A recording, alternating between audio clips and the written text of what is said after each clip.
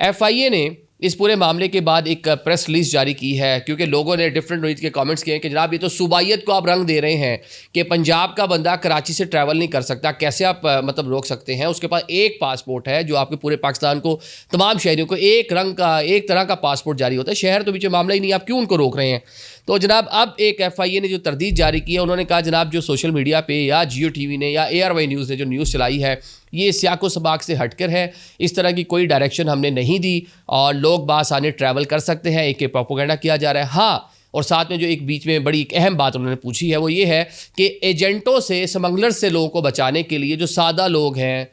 जो शरीफ लोग हैं, जो काम काज के लिए बाहर जा रहे हैं, पहली बार ट्रैवल कर रहे हैं, लफ्ज़ है पहली बार, उनको ऊपर हम ज़रा थोड़ा सा कड़ी ज़रा निगरानी रखी हुई है, बड़ा कीनली हम उनको देख रहे हैं। और देखने के बाद जो कि तसल्ली बख्श जवाब दे देता है उसको तो हम जाने देते हैं, जो नहीं देता उसको हम रोकते हैं, ताकि ये सादा लो अफराद बाहर जाके किसी के हाथों इस्तेमाल ना हो जाए।